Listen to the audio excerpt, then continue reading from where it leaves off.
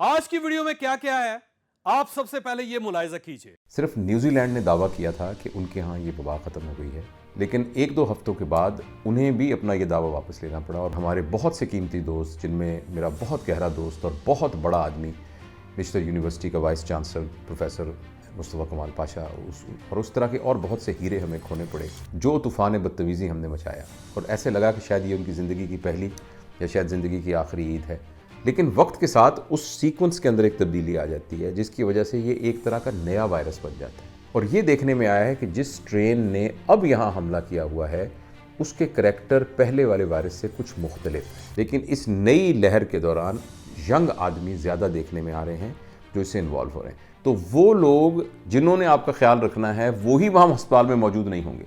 और आप ज़रा उस सिचुएशन को विजुलाइज करें कि लोग जा रहे हों, उनको देखने वाला कोई ना हो। मैं हूं जावेद चौधरी और आप देख रहे हैं माइंड चेंजर। हमारे साथ एक साल में 10 लाख लोग जुड़ चुके हैं। अगर आप इनमें शामिल नहीं हैं तो आप इस सुर्ख निशान को टच करके इस चैनल को सब्सक्राइब कर दीजिए और घंटी के इस निशान को भी हल्का सा पुश कर दीजिए। मुझे यकीन है आपका यह फैसला आपका मुकद्दर बदल देगा। प्रोफेसर डॉक्टर जावेद इकबाल को अब पूरी दुनिया जानती है। डॉक्टर साहब सर्जन हैं, कायद-ए-आज़म मेडिकल कॉलेज बहावलपुर के प्रिंसिपल रहे हैं और ये आजकल मरीजों की खिदमत के साथ साथ एक शानदार मोटिवेशनल चैनल भी चला रहे हैं। अल्लाह ताला ने इन्हें कम्युनिकेशन की शानदार सलाहियत से नवाज रखा है। ये बात करते हैं तो इनकी बात इंसान के सिर्फ कानों में नहीं उतरती, सीधी यहाँ दिल पर लगती है। मैं इनका फैन हूँ, मैं इनकी तमाम वीडियो सुन चुका हूँ और मैं इनकी वीडियोस का बाकायदा इंतजार भी करता हूँ। डॉक्टर साहब कोरोना का शिकार हो चुके हैं और ये इस वक्त क्वारंटाइन है।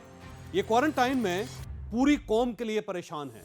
इनका ख्याल है हमने अगर एहतियात ना की तो कोरोना पूरे मुल्क को तबाह कर देगा। डॉक्टर साहब इस वक्त हमारे साथ मौजूद हैं। ये कोरोना पर अपना नॉलेज और तजर्बा आपके साथ शेयर करना चाहते हैं। अल्लाह ताला आपको सेहत दे। ये बताइए, अक्टूबर तक हमारा ख्याल था हम कोरोना के खतरे से निकल चुके हैं, लेकिन फिर ये खतरा दोबारा वापस आ गया। इसकी क्या वजह हो सकती है? बहुत बहुत शुक्रिया जावेद चौधरी साहब। मैं आपका शुक्रगुजार हूँ कि आपने इस अहम मौजू पे गुफ्तगू के लिए मुझे मौका दिया। देखिए, ये जब से कोरोना की वबा दुनिया में फैली है और चाइना से शुरू हुई और उसके बाद फिर अमेरिका इसका एपी सेंटर बना और इटली में हुई और ईरान में हुई और फिर हमारे यहाँ भी यहाँ ये वबा शुरू हुई, उस वक्त से लेकर अब तक कोई भी ऐसा वक्त नहीं आया जब हम ये कह सकें कि ये वबा ख़त्म हो गई थी। सिर्फ न्यूजीलैंड ने दावा किया था कि उनके यहाँ ये वबा ख़त्म हो गई है, लेकिन एक दो हफ्तों के बाद उन्हें भी अपना ये दावा वापस लेना पड़ा और वहाँ भी फिर केसेस आने शुरू हो गए। जब शुरू में ये वबा आई है तो आपको याद होगा कि हमारा जनरल रिएक्शन ये था कि कुछ नहीं, ये ऐसी कोई ख़ास बात नहीं है। अच्छा। और फिर अचानक हमारे यहाँ दो अतराफ़ से जब इंटरनेशनल ट्रैवलिंग के ज़रिए हमारे कुछ साथी जो यहाँ आए पाकिस्तान में, जिसमें वो ज़ायरीन थे और कुछ और बाहर मुल्कों से लोग आए, तो उसके बाद यहाँ केसेस आना शुरू हो गए और वो जो इनिशियल था उसको हम सही तरीके से मैनेज नहीं कर सके और वो पूरे पाकिस्तान में फिर फैल गए। उसके बाद फिर आपने देखा होगा कि कैसी सूरत हाल हो गई कि आपके अज़ीज़ व अक़ारिब में से लोगों को कोरोना होना शुरू हो गया और इस तरह की ख़बरें आनी शुरू हो गई और फिर हस्पताल भरना शुरू हो गए, कई डॉक्टर भी उसमें इन्वॉल्व होना शुरू हो गए और हमारे बहुत से कीमती दोस्त, जिनमें मेरा बहुत गहरा दोस्त और बहुत बड़ा आदमी मिस्टर यूनिवर्सिटी का वाइस चांसलर प्रोफेसर मुस्तफ़ा कमाल पाशा और उस तरह के और बहुत से हीरे हमें खोने पड़े।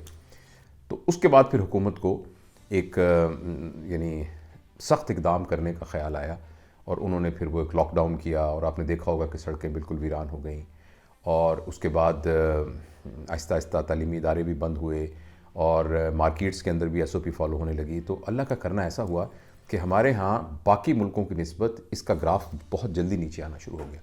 जहाँ उसमें कुछ हमारी हिकमत अमली का ताल्लुक़ होगा, वहाँ इससे ज़्यादा इस बात का भी अमल दखल था कि हम लोगों की इम्यूनिटी पहले ही थोड़ी सी मजबूत होती है और ये भी देखा गया कि जिस जगह पर TB के लिए वैक्सीनेशन की जाती थी तो वहाँ कोरोना जो है उसके वार इतने सख्त नहीं होते। लेकिन जो सबसे बड़ी वजह मुझे समझ में आती है वो ये है कि पाकिस्तान में इंटरनेशनल ट्रैवलिंग इतनी ज़्यादा नहीं होती और दुनिया में वो सारे शहर जिसमें इंटरनेशनल ट्रैवलिंग बहुत ज़्यादा होती है, जैसे अब लंदन है जहाँ पूरी दुनिया से लोग आते हैं, न्यूयॉर्क है जहाँ पूरी दुनिया से लोग आते हैं, इटली में एक बहुत बड़ा इवेंट हुआ था जिसमें बहुत दुनिया से लोग आए थे और उसके बाद ये सारा फैला था। चूँकि हमारे यहाँ इंटरनेशनल ट्रैवलिंग कम है اس وجہ سے ہمارے ہاں بہت جلدی ہمیں کوئی اچھے ریزلٹس اچیو ہو گئے اور یہ ہمیں لگا کہ شاید ہم نے وبا پر قابو پا لیا.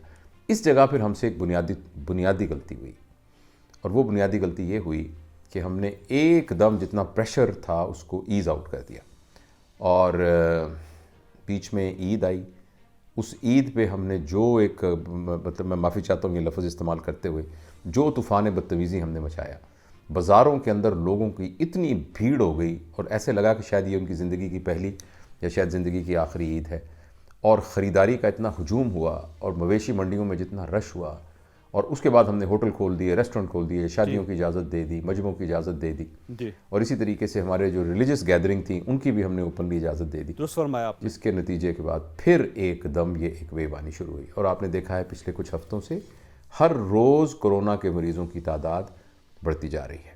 تھینک یو ڈاکٹر صاحب. یہ بتائیے گا پہلی لہر میں اور دوسری لہر میں کیا فرق ہے؟ ویسے تو یہ اسی طرح کی کنٹینویشن ہی ہے, اسی بیماری کی کنٹینویشن ہے, اور کسی بھی وقت ہمارے ملک میں ہم یہ نہیں کہہ سکتے کہ کرونا ختم ہو گیا تھا. لیکن دیکھنے میں یہ آیا ہے, وہ ہمارے پاس کوئی سائنٹیفک ڈیٹا تو اس کو پروف کرنے کے لیے نہیں ہے, مگر دیکھنے میں یہ آیا ہے کہ یہ جو وائرس ہے اس کی ایک بڑی عجیب عادت اور خصلت ہے کہ اس میں میوٹیشن ہو جاتی ہے, یعنی یہ اپنی ساخت کو تبدیل کر لیتا ہے. یہ ایک وائرس ہوتا ہے, RNA وائرس, اور اس کے اندر جو جینز کا سیکوینس ہوتا ہے وہ ڈٹرمن کرتا ہے کہ اس کا بیہیویئر کیسا ہوگا. لیکن وقت کے ساتھ اس سیکوینس کے اندر ایک تبدیلی آ جاتی ہے جس کی وجہ سے یہ ایک طرح کا نیا وائرس بن جاتا ہے. اور یہ دیکھنے میں آیا ہے کہ جس اسٹرین نے اب یہاں حملہ کیا ہوا ہے اس کے کریکٹر پہلے والے وائرس سے کچھ مختلف ہیں. ان میں ایک بات تو یہ نوٹ کی گئی ہے کہ زیادہ ینگ ایج کے لوگ جو ہیں وہ اس میں انوالو ہو رہے ہیں, کیونکہ پہلے ہمارا یہ خیال تھا کہ وہ لوگ جو بہت بوڑھے ہیں اور جن کی امیونٹی بہت کمزور ہے وہ زیادہ ولنریبل ہیں. وہ تو ولنریبل ہیں ہی, لیکن اس نئی لہر کے دوران ینگ آدمی زیادہ دیکھنے میں آ رہے ہیں جو اس سے انوالو ہو رہے ہیں. اور دوسرا, ہمارے وہ دوست, میں بھی ایک لحاظ سے انوالو بھی ہوں ان کی مینجمنٹ میں, لیکن جو دوست ہمارے پلمونالوجسٹ ہیں اور انٹینسو کیئر کے ایکسپرٹ ہیں, وہ یہ بتاتے ہیں کہ اب جو مریض ان کے پاس ہسپتال میں آ رہے ہیں, جب وہ آتے ہیں تو انہیں فوری طور پر آکسیجن کی ضرورت ہوتی ہے. اور تیسری بات یہ ہے کہ ان مریضوں کی تعداد جن کو وینٹ پہ شفٹ کرنا پڑتا ہے, وینٹیلیٹر پہ, وہ بھی زیادہ ہے پہلی یعنی لہر کی نسبت.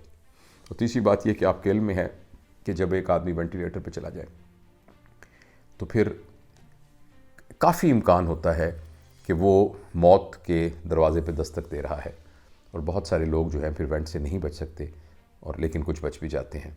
تو ایسی صورتحال کے اندر جو میں آپ سے بنیادی آپ کے تھرو جو آپ کے سب دیکھنے والے ہیں ان سے ریکویسٹ کرنا چاہتا ہوں وہ یہ ہے کہ خدا را جو SOPs, جو احتیاط کہی جا رہی ہے اس پر من و ان عمل کریں. اب وہ وقت گزر گیا ہے جب لوگوں میں اس طرح کی کنسپریسی کی باتیں ہوتی تھی کہ پتہ نہیں یہ وائرس ہے بھی کہ نہیں, پتہ نہیں یہ کسی کی سازش ہے, پتہ نہیں یہ یورپین ملکوں کی سازش ہے. دیکھیے, میں اس بات کا تو کوالیفائی نہیں کرتا کہ میں کہوں کہ یہ وائرس کے وبا پھیلنے کے پیچھے میڈیکل ریزن کی بجائے کچھ اور ریزن تھی کہ نہیں تھی. اس کے پیچھے کوئی اکنامک ریزن تھی, اس کے پیچھے کوئی پولیٹیکل ریزن تھی, یہ اس کے بارے میں تو میں کچھ نہیں کہہ سکتا. لیکن یہ حقیقت ہے کہ یہ ایک وائرس ہے, یہ ایک بیماری ہے. اس بیماری میں بہت سارے لوگ ٹھیک ہو جاتے ہیں, لیکن جن کو ہو جائے اور کمپلیکیشن ہو جائے تو وہ ان کے لیے جان لیوا یہ بیماری ہے. اچھا, یہ فرمائیے گا کہ ہمیں احتیاط کیا کیا کرنی چاہیے؟ جی جاوید صاحب, جو احتیاط ہم کر سکتے ہیں وہ تو اب ہر دفعہ ٹی وی پہ بیان کی جاتی ہیں. آپ کسی کو فون کریں تو اس میں جو رنگ ٹون آتی ہے اس میں وہ بیان کی جاتی ہیں. اصل بات یہ ہے کہ ہم اس پر عمل کرنے والے ہوں. میں جیسے آپ نے پوچھا ہے, میں آپ کو موٹا موٹا بتا دیتا ہوں. دیکھیے, سب سے پہلی بات تو یہ ہے کہ ذہن میں ہر وقت رکھیں کہ یہ جراثیم کسی بھی جگہ موجود ہو سکتا ہے. لہٰذا وہ جگہ جہاں رش زیادہ ہو, وہ جگہ جہاں لوگ بالکل ایک دوسرے کے قریب ہوں, چاہے بازار ہے, چاہے وہ عبادت گاہیں ہیں, چاہے وہ کوئی جلسے جلوس ہیں, چاہے وہ کوئی مذہبی اجتماعات ہیں, چاہے وہ کوئی کھانے کی دعوتیں ہیں, تو اس طرح, اور چاہے وہ بازار ہیں جہاں شاپنگ سینٹرز ہیں, جہاں بھی لوگ مجمع کی حالت میں اور ایک دوسرے سے 6 فٹ سے کم فاصلے پر موجود ہیں, وہاں بہت امکان ہے کہ کسی آدمی سے بھی یہ بیماری ہمیں لگ سکتی ہے. ایک تو اس کا بہت احتیاط کریں, حتی الامکان کوشش کریں کہ گھر میں رہیں, غیر ضروری طور پر باہر نہ جائیں. دوسری اہم بات جو ہے وہ یہ ہے کہ جب بھی باہر جائیں تو اپنے منہ اور ناک کو اچھے طریقے سے ماسک سے کور کر کے رکھیں. اس سے بہت زیادہ پروٹیکشن ہو جاتی ہے. تیسرا یہ ہے کہ جب بھی آپ گھر واپس آئیں، کسی بھی ان یوزول جگہ کو آپ وزٹ کریں یا کسی چیز کو ہاتھ لگائیں جس کے بارے میں معلوم نہ ہو، تو اپنے ہاتھ کو اچھی طرح صابن سے دھوئیں. بار بار ہاتھوں کو بار بار صابن سے دھونے کی عادت جو ہے، اس کو آپ ضرور اس کو اپنائیں. اور غیر ضروری طور پر اپنے ہاتھوں کو اپنے ناک، کان اور یہ آنکھیں ان کو ٹچ نہ کریں، کیونکہ یہی وہ جگہیں ہیں جن کے ذریعے سے وہ جراثیم اندر پہنچتے ہیں.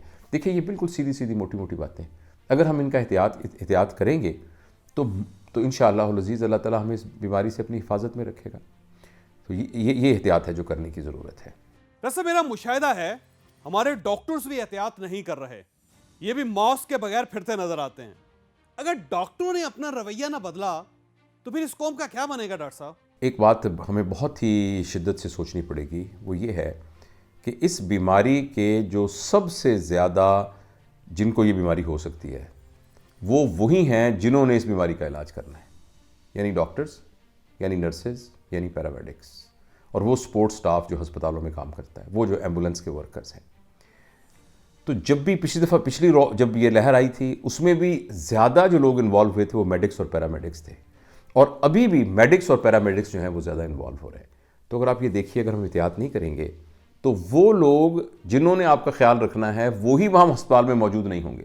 اور آپ ذرا اس سچویشن کو ویژولائز کریں کہ لوگ جا رہے ہوں، ان کو دیکھنے والا کوئی نہ ہو، اور وہ ہیومن ریسورس کے حساب سے ہم بالکل ہی ڈپلیٹ ہو جائیں، اور ہسپتالوں میں وینٹیلیٹر نہ ملیں، ہسپتال میں بیڈ نہ ملیں.